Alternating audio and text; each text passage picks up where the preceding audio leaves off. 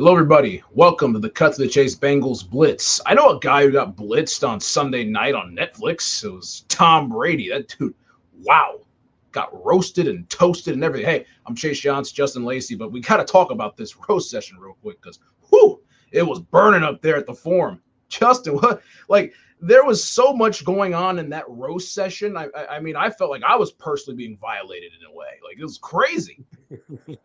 I don't have nothing against it, but it was crazy. Hey, you know what? I had it was a great. It was very long. For those that haven't watched it, Yeah.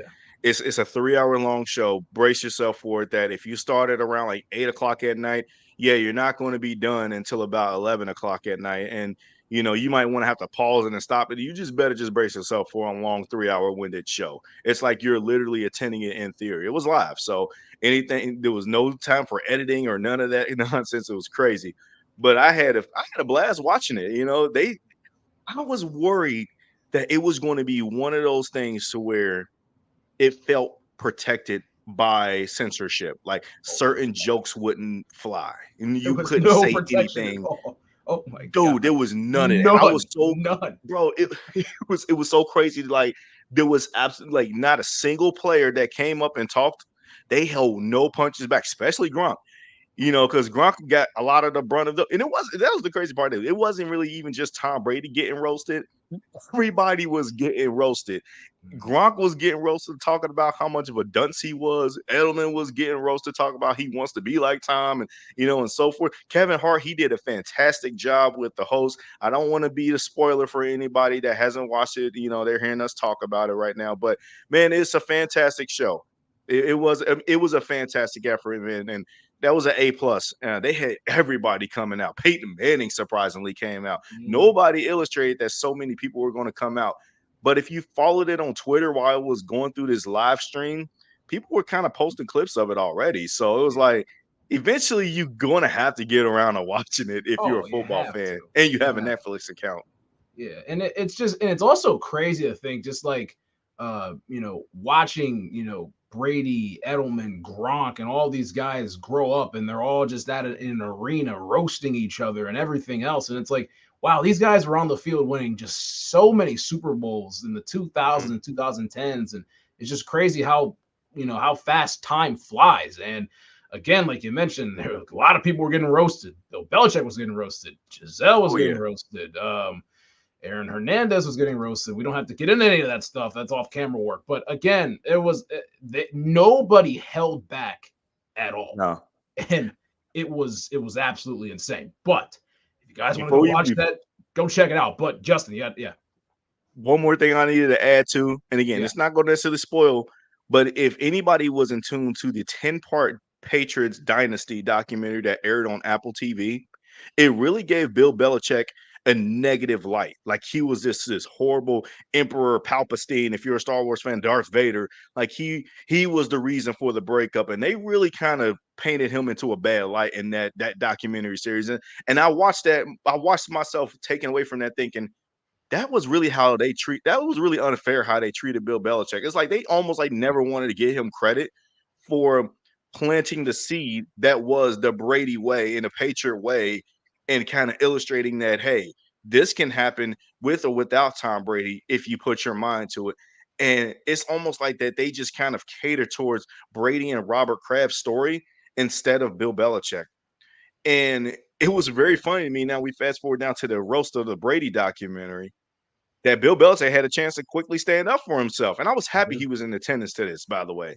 yep, And it was like he even brought it up. Yeah, the roast of Tom Brady sounds a lot better than me having to watch basically the roast of Bill Belichick on Apple TV that came out because it was so true, man. It was mhm, it was so they did him so unfair, but at the end of the day, they all had a good time, and it seems like that Belichick, Kraft, and Tom, they all sort of buried that hatchet of what kind of dismantled the Patriots and it will ended their dynasty. And I wouldn't necessarily say that their dynasty came to an end on an unnatural cause, but you just kind of knew it was time to hang it up at some yep. point. But it was good for Belichick. So I definitely wanted to shout him out briefly because he ain't going to get no kind of credit at all.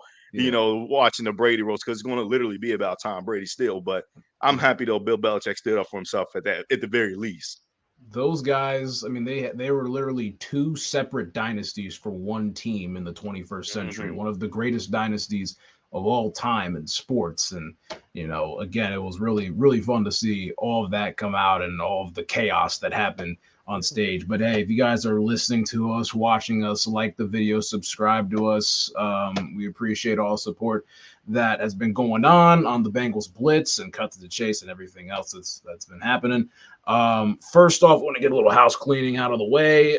Tyler Boyd is no longer a Bengal. He signed a 1-year, $4.5 million deal with the Tennessee Titans, going down there to play for former Bengals offensive coordinator and now current head coach for the Titans, Brian Callahan.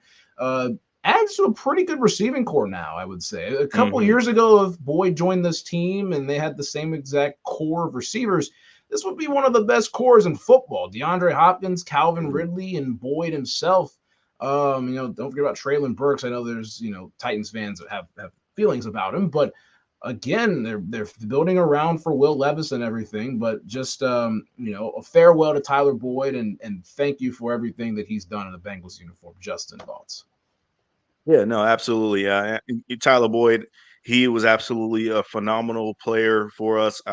His stats wasn't necessarily on par with that of a AJ Green or obviously a Jamar Chase, who ended up assuming the number one receiving role. But he just epitomized the very definition of what it meant to be a Bengal. A tough, hungry, accountable teammate that's going to do whatever it takes to get the job done. I can just picture the 2019 season against the Miami Dolphins. And, we didn't want the Bengals to win that game, but the players are not feeling like they need a tank throughout that whole season. It was just a bad season. And yeah, you're seeing a footage of him he's hurt, but he's crawling and crawling to get himself back up in the stance to be able to snap and get the ball. So because he's very aware of situational football. Yep. He's just a tough, mentally tough guy that just knew how to make plays when you needed him to make them the most. Obviously, people don't really like to bring up all the time about the drops, of just this past season, and more specifically also the Super Bowl. But nonetheless, I don't utilize those L's to define Tyler Boyd at all. The dude made so many clutch plays. When I think of Tyler Boyd, I think of 4th and 12, 2017. He packed up the Baltimore Ravens on the road in M&T Bank Stadium and helped send them home. That's what I think of when I think of TB. And, it was just time. It was just time for us to move a different direction with our receiving core. And it was time for him to explore other options. He's going into a pretty good situation down in Tennessee, I must say. So. As you already just mentioned, you listed a roster of guys with Calvin Ridley, with DeAndre Hopkins. You got him now. Even their tight end Okonkwo, I can't even pronounce his name. Okonkwo, yeah. They're looking good down there. They're looking pretty stacked. And they have the running back room, Tajay Spears, and I think that they added Tony Pollard. They did add Tony Pollard. They got a good looking group down there. They really do. It's underrated because of the Texans getting a lot of talk this offseason, getting Stephon Diggs and former Bengals running back Joe Mixon and Tank Dell coming back from injury, and the Jaguars after their collapse, and the Colts getting Anthony Richardson back. The Titans have just kind of been pushed to the side, but watch out for them. They're on the 4th place schedule. Yeah, they really do, though. They really have a lot of guys down there. And I think that they had a very impressive draft, too. In the first round, who did they take? They took Latham, J.C. Latham from J.C. Latham. And Joe Alt went to and I believe they took the Chargers, if I'm not mistaken. Yeah, right. And I believe they took Devontae Sweat. In the second round. So the first pick in the second. Well, with their first pick in the second round. Him and Jeff Simmons down there. They've got a good looking crazy group. Man. They really do, though. We play them this year too, so prayers for that. It's going to Jerry Sneed and all that. Yeah, they got a good group down there in Tennessee, though. They did. They traded a 3rd round pick and acquired L'Jarius Sneed to sign up to an extension. They made some pretty good moves, and Brian Callahan was serious about implementing the Bengals culture in Tennessee, and it sounds like that he is well on his way of doing that. And a guy like Tyler Boyd can help them out tremendously to help them turn around. The Titans, they were a number 1 seed back in 2021, one of the better teams in the AFC for a short period of time, in 2019, 2020, and 21. but they just kind of fell off the cliff a little bit these last few years, a couple of seasons, and they're trying to get their mojo back and get their groove back. It's like they're trying to Stella trying to have his groove back. They had to go through that ugly transition period from having Ryan Tannehill as their quarterback. Now it's Will Levis' show, and I think Will Levis could make another jump here and kind of turn himself into a franchise quarterback for that team. I don't know how good he's ultimately going to be, but he's a mentally tough kid too. I think that I don't know mental toughness fully yet, but he's a physically tough kid. He's yoked, so he ain't afraid to get hit, and he has a great arm. So I think that the Titans are really building some pretty good, talented roster of guys. You like the names that they have on paper. It's still got to be seen about what Tyler Boyd would look like in that offense. But I also think that they've kind of gone into, you mentioned Treylon Burks. I think that it will help them out because a lot of Titans fans are not they're not fans of Treylon Burks right now. They feel like that he should have been an AJ Brown clone. He's not. But what they've done was add a surplus value of receivers around him to make it feel like that, okay, if he don't produce now, we will feel better about moving on from him later if he don't produce right away. It's like a sunk cost fallacy. Now you gotta everybody that doesn't know accounting, you gotta understand the term sunk cost fallacy. It's when you it's when you ingest money into something that is failing and you realize that, oh man, you have a failed investment. What do? Okay, you can easily take a loss. You're going to take a loss regardless, but how to make the best of a bad situation, you add pieces around that loss to kind of supplant that, hey, even though it's a sunk cost, it may actually dig this sunk cost up to a better situation. The best example I can think about is for the Bengals perspective. Remember when we signed Trey Waynes? Yep. That contract was terrible. That was Bengals had to bad get all this. around. All around's It terrible. was so bad. He didn't even play any games. We signed him. I don't know what we signed him to be, like number one corner, but it was bad when we gave him that contract. He didn't even really play much at all, you know. But what did the Bengals do to help overset the talent around that? Even though they know that they was going to take a loss on that contract. Well, they signed guys like Chidobe Awuzie. They signed Mike Hilton. They signed Eli Apple as cornerback number 4. And next thing you know, you got 4 cornerbacks. And it's like you signed 4 different number 2 corners. Which one's going to stand out? We all know that it was Cheeto. But at the time, we were trying to figure out where we was going to go in this direction. People was considering Cheeto a bust. Anyways, that's long-winded to say that Tyler Boyd is one of those additions to help the Titans feel much better about their receiving core, because I don't think that they would have felt okay with D-Hop, but D-Hop's getting up there in age. Calvin Ridley still to this day hasn't shown that he can be a true number one, like an alpha number one. And Treylon Burks, so far, let's just keep it real. He's a bust right now. Right now, I ain't saying that he's a bust for his whole career, Titans fans, if you're listening. So Tyler Boyd, his presence can come in and help elevate that pressure, help elevate that receiving core a little bit. So it's a really good situation for him. Good contract, 1 year, $4.5 million deal. If you're Tyler Boyd, you can't ask for anything better than that. Yeah, and nonetheless, wish Tyler Boyd nothing but the best down there in Tennessee and all that. But good contract, good situation for him to walk into. Sure. And we'll see the Titans sometime down the road. I mean, we'll see them this year in 2024. But we're going to be going to Nashville again and see him playing them again down in Nashville. Bro, when is they coming back up here in Cincinnati, bro? I'm tired of playing them down in Nashville. I got to look at the schedule again, like the rotation. But again, it's a yearly trip to Nashville at this point. So I mean, it gets you yeehaw on, or whatever you want to call it, in the Mid-South. So you got to love it down there in Nashville. There's a lot of good stuff down there, and I got to go check out the Music City. But hey, we'll keep it on the Bengals note, all right? Our quarterback, Joe Burrow, he's back. He's throwing in OTAs. I will say, I think I caught a case of the Mondays yesterday. I was like, it's Monday. It's the first real, start of the week, and I have nothing to do. And I'm just like, this is, it is what it is. It's Monday. But then I see Joe Burrow throwing out of nowhere. I'm like, okay. This is nice. I'm glad to see our quarterback, after the wrist surgery with the torn ligaments, he's out there slinging the rock and in the new indoor facility and everything else that's under the highway and all. But again, Joe's out there slinging it. He was out there today and on Tuesday slinging the rock as well. Really nice to see. And he had his first presser of this 2024 season after throwing and everything. And there were a couple quotes that came around and surfaced throughout the national media, talking about, an 18 games scheduled with 2 buys. We might not touch on that, but that's all right. And then, he, also talked about his why and trying to get better. They talked about the footnote that's been being tossed around the entire national media about the Chiefs and all. But Justin, what did you take away from the Burrow quotes that happened in his Tuesday presser in Cincinnati? First and foremost, before I get to that, I would just like to say, I'm like any Bengals fan. It was just so refreshing to see Joe Burrow out there practicing, out there throwing. We knew that behind the scenes he was already getting that work in and working out heavy, doing everything he needed to do to get back to this level of play. But it was just nice to see it caught on film, Yes. because I think that it's just something about having physical evidence, viewing evidence to kind of calm your mind. It's weird to explain it, but I think a lot of people understand what I mean when I say Mhm. that, especially as Bengal fans.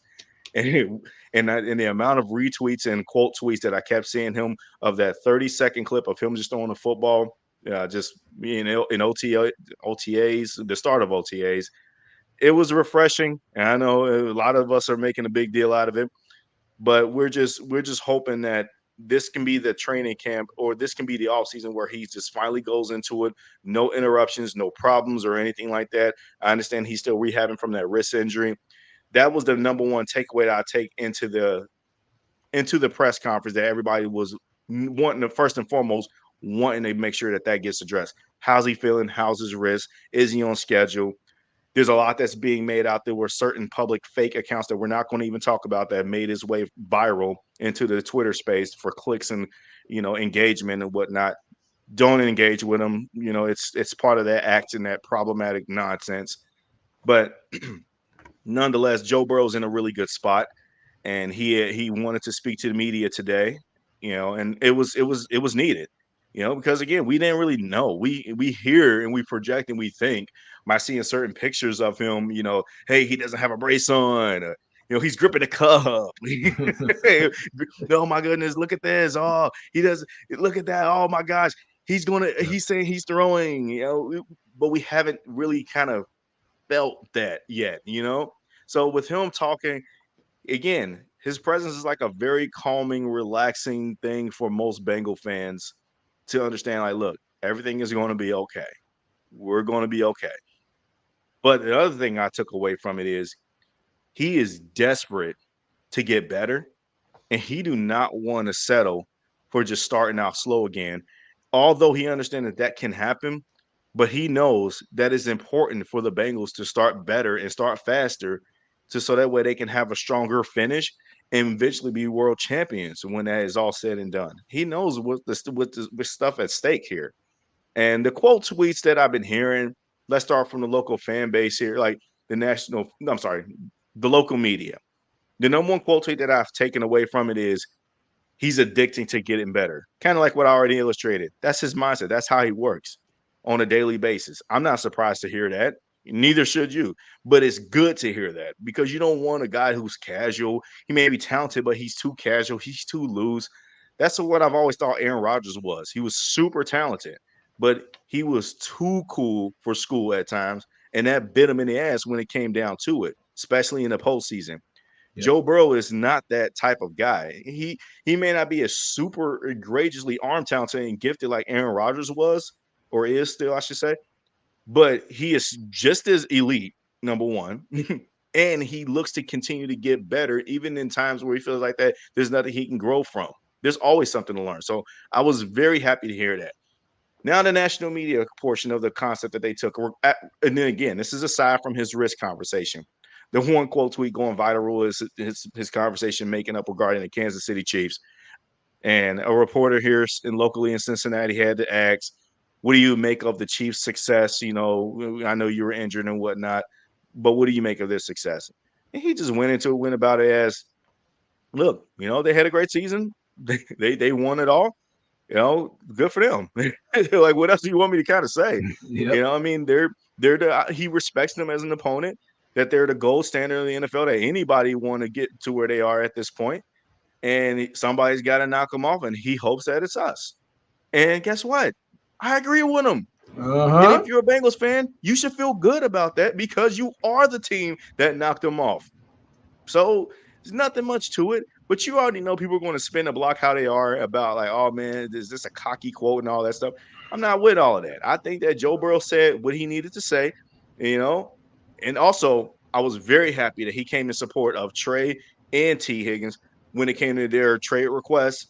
Because that's again not a selling point that a lot of Bengals. It was one of those things that where the fan base felt uneasy with. We were just feeling that angst, like, man, is this really about to happen? Are we really about to break up? And he's coming out and supporting his guys. Like, look, I support them. They deserve to be fairly compensated how they should be compensated. So I support them 100%. I hope they're still with us. But if not, I'm gonna root for those guys, in their respective destinations. I hope they're here because we're a better team when they're here. Exactly like the same thing that the coaches said. So, and as what Zach Taylor said, it always kind of like echoed out and everybody kind of gets annoyed with it. Joe Burrow is an extension of the coaching staff in that regard. You just had to hear it from a different voice for you to feel better, if that makes sense. Yeah, exactly. So, and the thing is, like, it's hard to describe Joe because he's a very unique person, a quarterback wise, very unique personality to say. And people, I'm taking it off the record of, people wanted to say he's cocky and blah, blah, blah. You've seen enough Joe Burrow already. You should have somewhat of a read on him, like you would think. But I don't know. Again, it's just people trying to, get attention and find other ways to just, belittle things after not really even knowing full stories, or that's just how it works. It's truly how it works. But again, I mean, the press conferences, it was just your normal stuff. Your first day back to school. I'm excited to be back. I'm ready. I don't know, say first day of school. Younger, but I'm excited to be back. I'm ready to go, ready to get after it. Let's do it, and all that. So I mean, that again, like there's some times where people look too far into these pressers, and he's saying the right stuff, and the Bengals are ready to go, and Joe's ready to get back at it and try to go win a championship. That's the goal every single offseason. So we will see how that road goes. We're going to take a very quick break, but we're going to keep on the topic of our quarterback and talk about if the pressure is rising. We will be right back.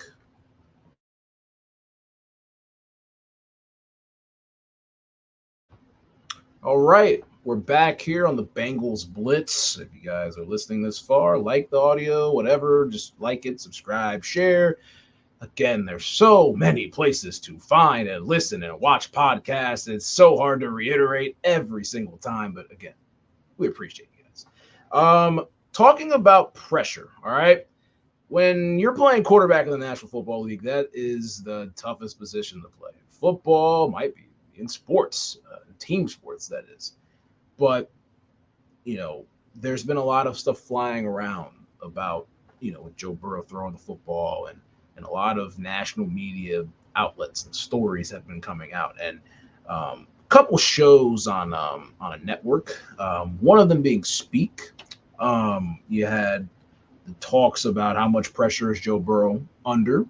They were talking about, Burrow missing 14 games in the last 4 seasons and everything else amongst that. In between the time frame of him missing the end of the 2020 and 2023 season, Burrow was able to make the Super Bowl and AFC Championship in those 2 years that he stayed fully healthy. So they were just discussing about all that stuff and their thoughts and opinions and everything else. But from a national perspective, we're giving you a perspective as Bengals fans and keeping it very real with you. But another person that gave his opinion on a very odd tangent was Colin Cowherd. Somehow got brought up, the Bengals got brought up in a conversation about the Sixers, and he was talking about how if Joe Burrow gets hurt again, the Bengals are in a market for trying to draft another quarterback. Uncle Colin, huh? Who? What? What? I'm not even going to go much more into that. Just why? So I will pose this really quick, Justin. Give me a shorter answer on this, and we'll kind of go back and forth about it. How much pressure is Joe Burrow under in 2024? Yeah, man. I'm glad that this question is coming up because I think we need to embrace ourselves for this kind of, media questionnaire. Every quarterback in the NFL, if you're an elite quarterback or if you're a quarterback for the Dallas Cowboys, Yeah, notice I said that or that. that or that. The question about pressure is going to come up eventually at some point. And it's mundane. It's stupid. It's a lot of it, to be honest, because it is them trying to fast track success of certain players to where players just feel like that, you know what? I should just have my whole entire career in front of me. And we're about, and again, same with the media. We're just in a results driven business to talk about the next big thing.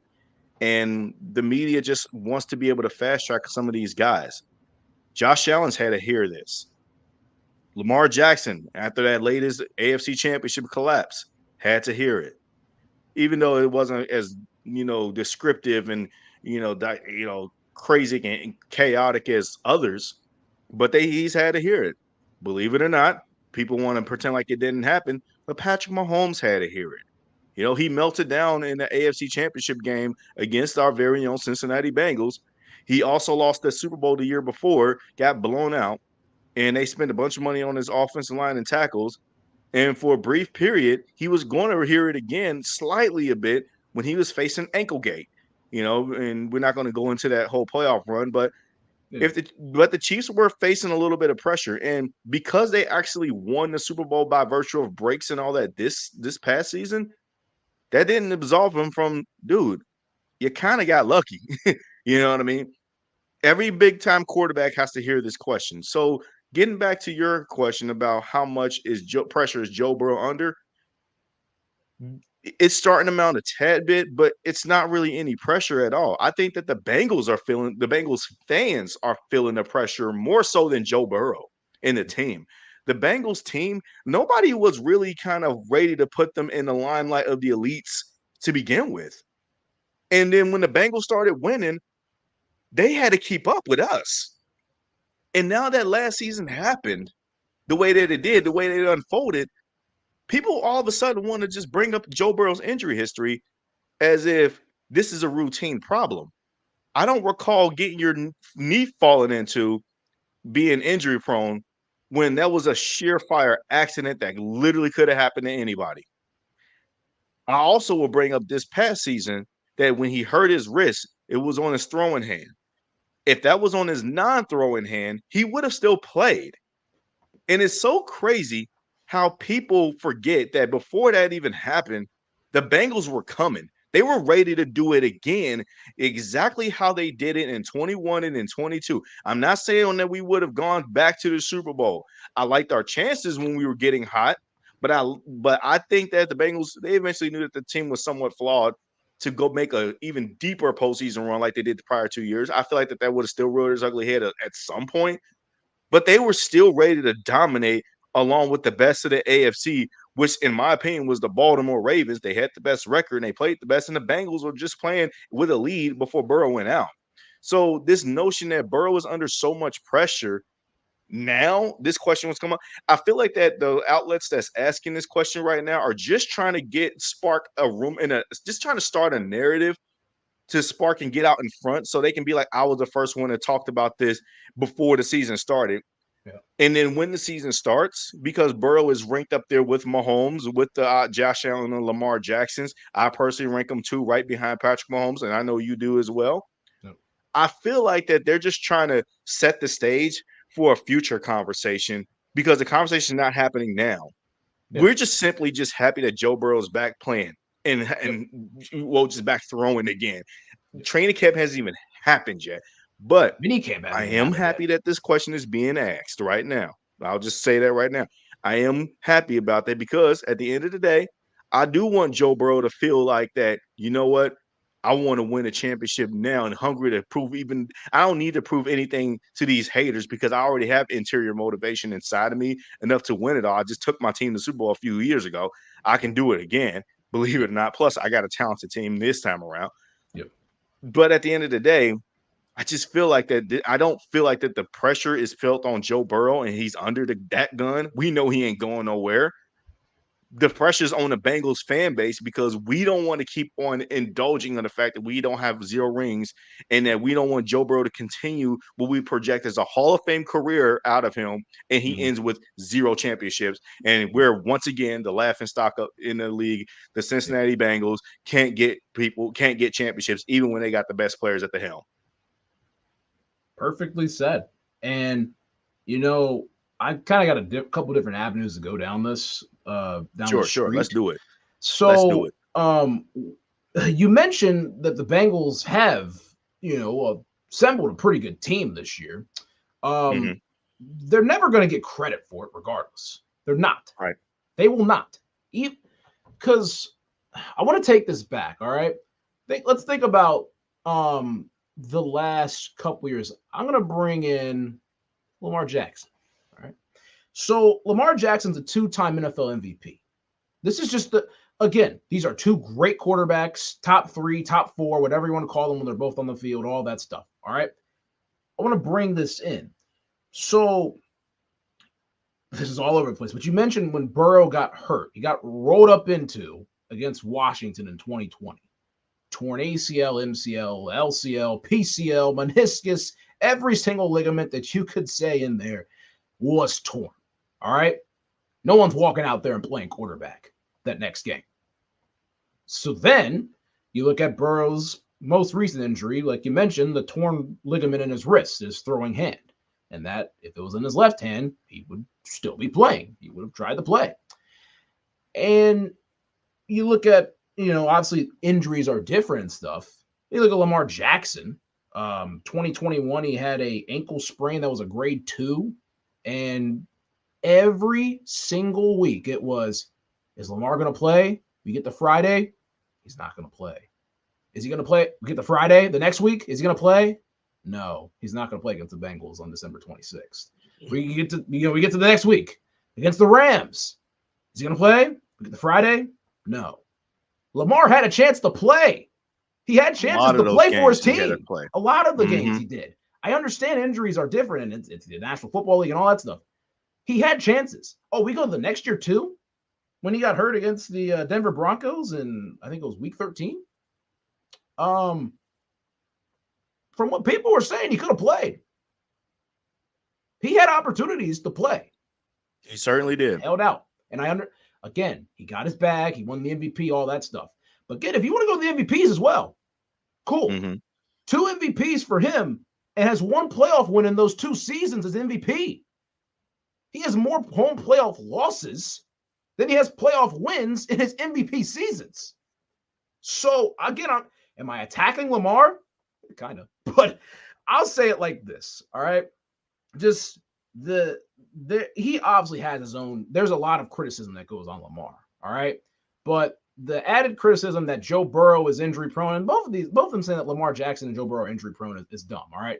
But with Joe Burrow saying he's injury prone and all that stuff, the 2 years that Joe Burrow played full seasons, this man went to the Super Bowl and the AFC Championship game, and to the point, not many people stood a chance against it. They didn't. So, again, every single quarterback has those doubts, has the criticism, has everything. Like you mentioned, Josh Allen has his own doubts and the criticism that are going on. He's going to have to throw to a rookie wide receiver and Keon Coleman, who's really good as his number 1 receiver. They completely changed that team around in Buffalo. Dak Prescott, the contract, and the loss that he took against the Packers this past season. There's a lot of stuff going on. Joe Burrow coming off the injury. Is he going to be fine? Brock Purdy, rebound. Is Brock Purdy really that guy? We're still having this question. And people don't want to have an answer. Matt Stafford and age. I don't know. Father Time's going to get him sometime, but they're still asking questions. Jalen Hurts on a regression. I don't know. He got paid $50 million and they somehow kept everybody around him. So if he doesn't win a Super Bowl, what happens with him? Aaron Rodgers coming off the injury. He played for 75 seconds last season. Every quarterback has that type of question. Like you mentioned, Patrick Mahomes did as well. He had those questions last year, the year before. He got Super Bowls out of them. But I'll say this. Again, I'm going down so many different avenues and one-way streets, two-way streets, whatever. Just like a town of a busy city. But I'm going to say this. There's two quarterbacks in the league that really aren't getting questioned a whole lot in the national media and are getting the not to say criticism and all that. It's Patrick Mahomes and CJ Stroud. Have you heard much about CJ Stroud getting criticism? A lot of criticism. And the reason why CJ Stroud is not getting any criticism because, well, he overachieved his rookie year. He did. Yes, 100%. He had we don't have much short-term injury. Yeah, he did. He won a playoff game.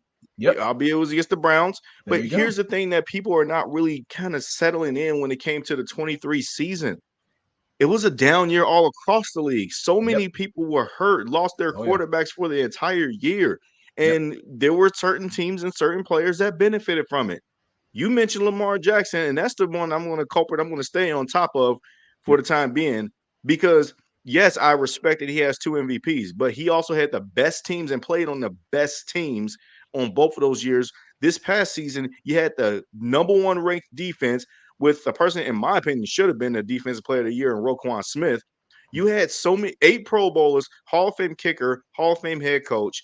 You had the number 1 seed, the AFC Championship in your house, and you couldn't deliver. Yep. You played like one of your worst football games in the postseason. That's not coming through. And it was on your grounds. Like I said before, the Chiefs were playing with, they weren't playing with a plethora of skilled guys. Travis Kelce, yes, we understand what he is, but they were playing with defense and maybe a good running game with Isaiah Pacheco, but he wasn't running on Baltimore's defense. Mm-hmm.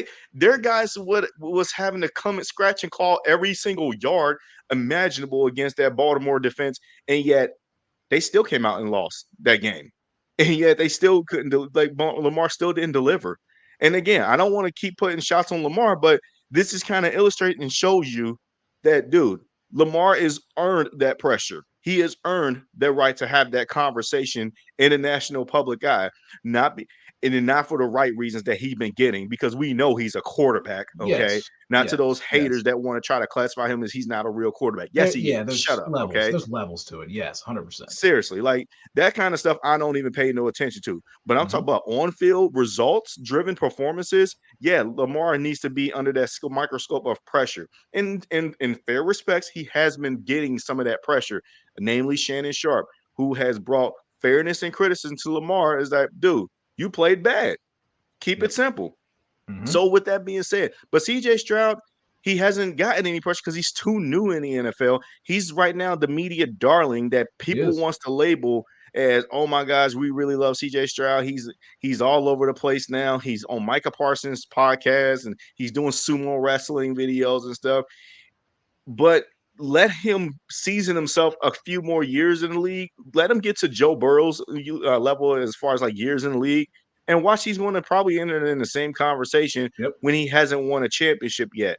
We like him. We love him. I think that CJ Stroud is a phenomenal talent in this league, but he still has a ways to go for me to put him firmly into the top 5 category. I think he's teetering right there at top 10. Me personally, that's my list. And he's super talented. But again, I'm not going to base my assumptions off of 1 year's results, even though the results really do speak for themselves with CJ Stroud. Yeah. And he hasn't earned any criticism because people really didn't expect anything from the Houston Texans anyways. Yep. But I think that what's doing Joe Burrow a disservice is where he got drafted, which was Cincinnati. People hate Cincinnati for some reason in the national media. Yep. He turned that franchise around in his second season, coming off that injury, took him to the Super Bowl. But that's getting looked at as a negative nowadays, as opposed to that should have been looked at as a positive. Like he actually took that team, grabbed them, put them on his back, and driven that team to the Super Bowl, going on the road twice in the process of doing it. So with that being said, one of them is against Patrick Mahomes. Let's talk about that. So with that being said, it is very frustrating how the narrative moves so much. But at the end of the day, I think that every quarterback in this league has earned that sort of, like a lot of quarterbacks. Again, if you're an elite quarterback, which CJ Stroud is on his way to being there, not there yet. Because let's say if he has a regression year in 2020 in his second year, in the sophomore season, then I don't think many people are going to be putting CJ Stroud in that elite category. We'll hold out, yeah. Mm-hmm. It will be the same. They will be talking about like, well, are you like RG3 then? Because remember, RG3 won Rookie of the Year. Vince Young won Rookie of the Year. Neither of those guys are elite.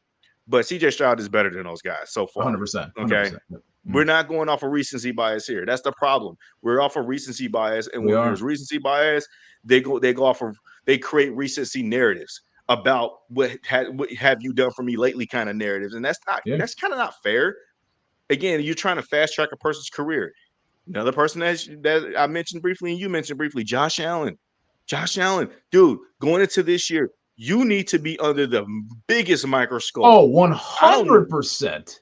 100%. I do not know what the Bills are going to look like on offense now that Stephon Diggs is not there. But their hope is Keon Coleman. I like the kid in the media so far, but I don't know how talented this dude really is going to be and translate into the NFL.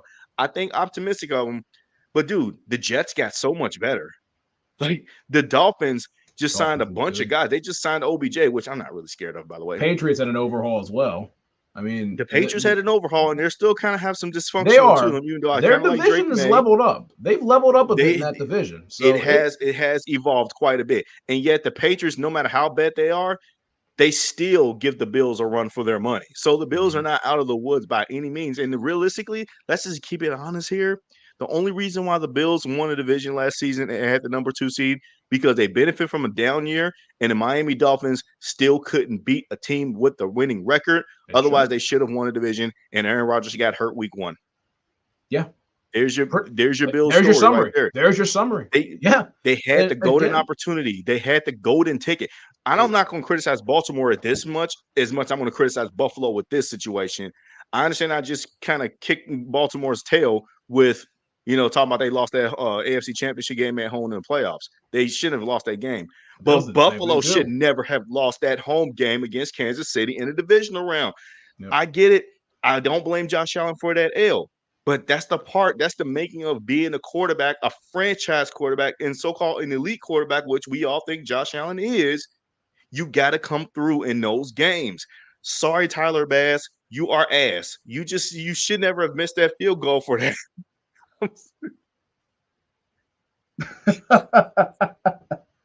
It was right there. It was right there. It was right there. It was right there. It was right there. It was right there. But getting back on track briefly, the Bills Josh Allen has earned that question solidifiably. Dude, you can't even get back to the AFC Championship game. And the last time you were there was in a COVID year where barely no fans was in the stands, and you got kicked in the tail by everybody keeps pointing you as the number one rival to the Chiefs. No, you're not, okay? You're right there in terms of consistency and compatibility, sure, like you favor with them, but you're not their number one rival, okay? The Chiefs have outplayed everybody to the point where they don't have a number one rival anymore. But if they are going to put that rival on somebody, it's Joe Burrow and the Cincinnati Bengals. They just have to get themselves back into that category, and the questions will pretty much solve itself. To summarize, pretty much, all quarterbacks go through that ringer in the media where they have all these questions, the doubts, and everything else. There are a ton of quarterbacks that are under the microscope this year because they haven't won a Super Bowl or proven much of anything because of the dominance of Patrick Mahomes recently in the National Football League. But we'll say this. When the man Joe Burrow is healthy and playing at his highest, he is the best person to compete with Patrick Mahomes at this point. That is all I will say at the moment, and that's how we'll roll with it and go on with this show. But I do want to mention this. So the NFL did talk about the schedule release. It is going to come out on Wednesday, April the 15th. They finally got a day. Normally, it's the second Thursday in May, which would have been May 9th, but they decided, we gotta move some things around and try to get some stuff going. But it's gonna be it's gonna say May the 15th, not April 15th. But for those that watch no YouTube, sorry for the typo there. Sorry for the typo there. Yeah, it's because again, we would have been talking about the schedule if it was April the 15th. So in the time being, let me edit this. But Justin, on the Bengals slate, who's your favorite matchup for the Bengals this season? Okay, I know what people are going to want me to say, and obviously that's going to be the Kansas City Chiefs. But I'm not going to say that is the matchup that I might be my favorite, honestly, because I still look at them as just another game. I really do. The matchup that I'm looking forward to the most is my interdivision rival, Baltimore Ravens. I can't wait to play them again. That team has talked so much trash all throughout the season, not only just to us, but to other teams too. Yeah. But they also had this gauntlet of feeling like that they were dominant. They were the big man on campus. They were the biggest bullies in the yard. I'm glad they got packed up and sent home. Their fans show so much arrogance and show so much classless behavior especially when Joe Burrow got hurt and hurt his wrist in that game. It ain't like that Baltimore did anything special leading up to that or even after that. They got very fortunate to have the breaks that they had down the stretch. They played Joe Burrow injured twice. They lost. They got swept by the Steelers, albeit they rested their starters in the Week 18 game.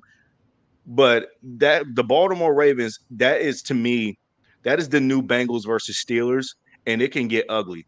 And they love to forget. They was so hoping. I know their fans are heartbroken that they didn't get a chance to go out there and win the Super Bowl because they looked like they could have been the favorites for real. Mm-hmm. Yeah.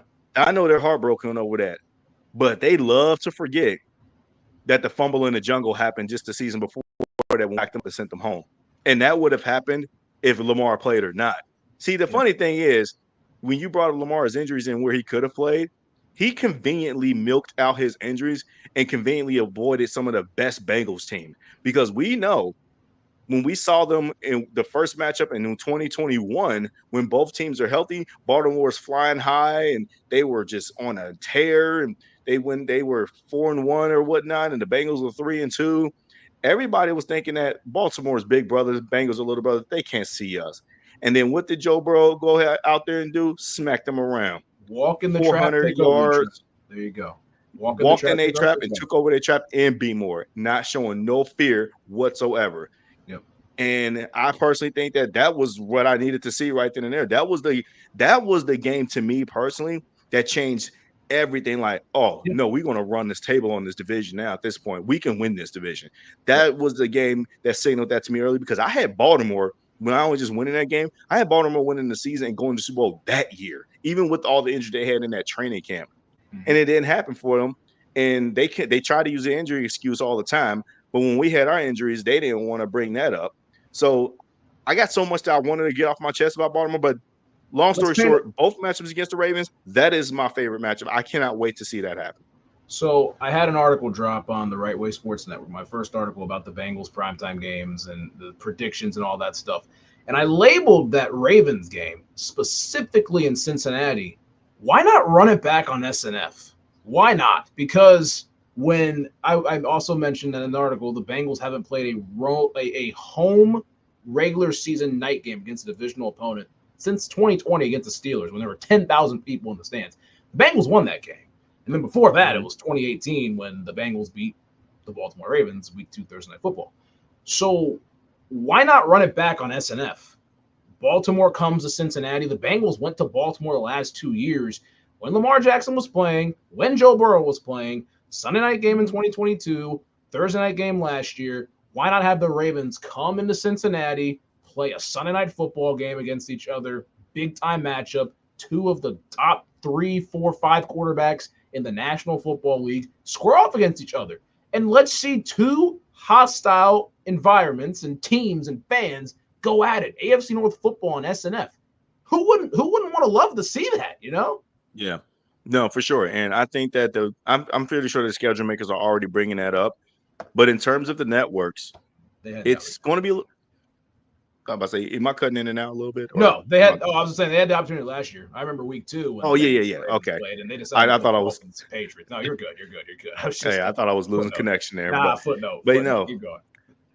It's tough because I think some of that is the decision of the network itself that holds the games, like NBC with Sunday Night Football. I think that they absolutely have a preference of choice of where they want to go their Sunday Night Football crews when they travel these games, and usually Cincinnati is nowhere close to the top of the docket on the radar, in my opinion. So, which is kind of why we've been seeing our road games in the division become primetime games and not our home game in the division. And the only time it happened was just that wild card playoff in 2022. And the reason why I feel like that they had that slate in primetime because that was a highly anticipated matchup. They anticipated that Lamar Jackson would play that night, and he didn't. And if that would have happened, it would have made for more popcorn. for that game. Yeah. So with that being said, I don't know how the schedule makers are going to really go about labeling primetime games, but it certainly has an opportunity to be up there. Again, you got two of the best quarterbacks in the league, Lamar, Burrow, you got Mahomes, you got Josh Allen, you got Jalen Hurts. You got so many different opportunities with primetime games when it comes to the quarterback landscape of the quarterback position. Yeah. Burrow versus Jackson should definitely be up there as one of the top two, like one of the best matchups of the 24 season upcoming. It's got to be. And I will stay on that Bengals note. And I'm not going to say a night game. I'm going to talk about a 4 o'clock game that has been pretty consistent when they go down to this city in Texas called Dallas. Bengals Cowboys.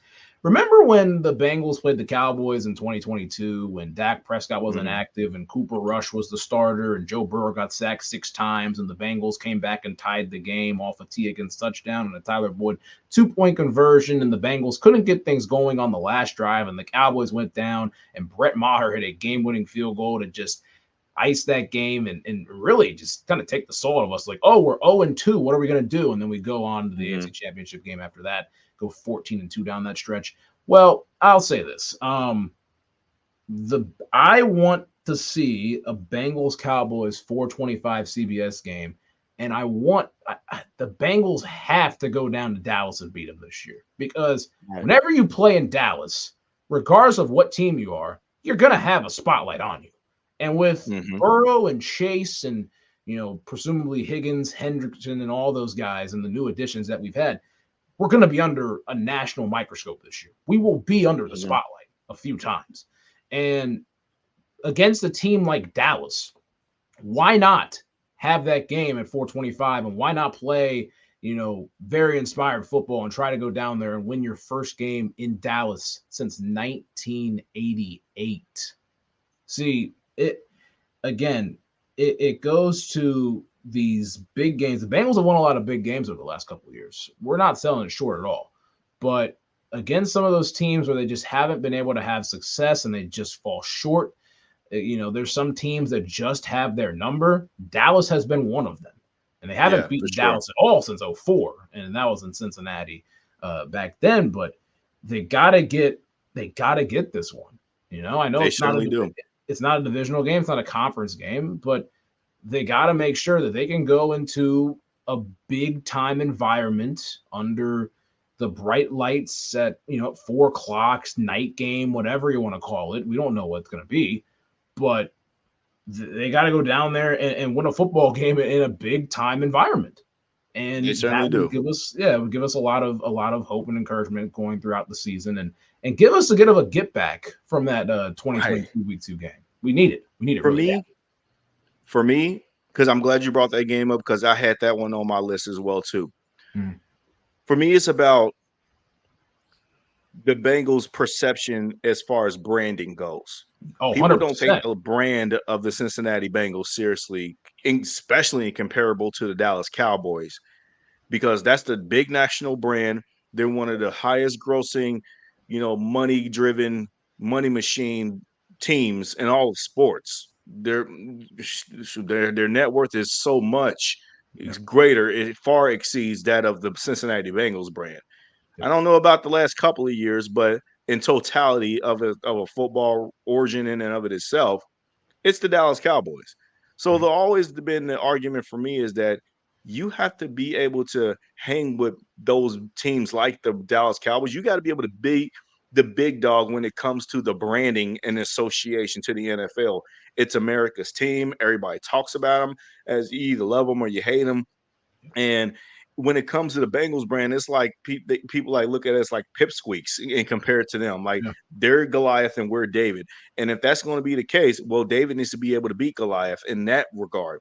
And I think that beating them, especially in their house on their home turf, you're going to have some of our fans travel well for that game. We've shown that Bengals fans can travel really well in this day and age during this Joe Burrow era. Yeah. But nonetheless, you have to be able to beat that team in their house for them to respect you as the new founded brand associated with the league. Like we're one of the faces of the league. Josh Allen, again, I mentioned him already about under pressure and under microscope, but I give him credit. He's beating the Cowboys. They're in Texas and last season in Orchard Park, but I thought he was going to get beat. They were going to get beat or whatever. And with that, and it's not even just the Cowboys. The Philadelphia Eagles are another team, even though we play them here, I believe. Steelers, even though that's the Steelers. Now the Steelers, we have year. 2 cracks at them in the division, so I don't really put them up there anymore. The Packers are big, man. The Packers are there. Like it's a lot. The Packers are there.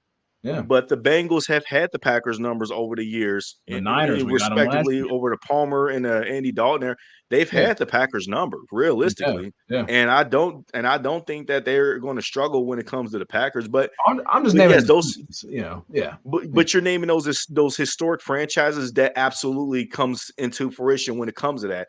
You know, even the New York Giants. You know, I hate the Giants as far as like what they're doing so far. They're like running into the ground.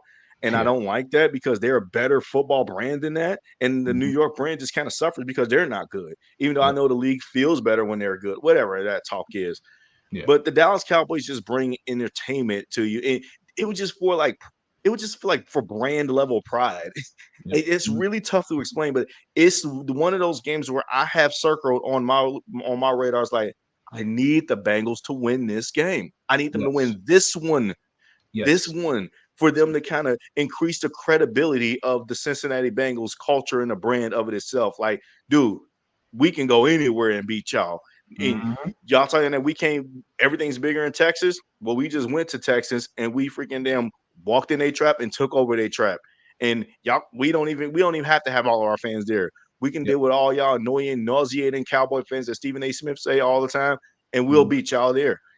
I need the Bengals to show out like that. That's also why, because I think we might see that game early on the schedule release. It's 10 this upcoming season or earlier in the season. Yeah, it's the last 3 times we've played in Dallas. 2008 was week 5, 2016 was week 5, and then 2022 was week 2. So the trends. You never should have lost that week 2 game in 2022. You never should have lost that game.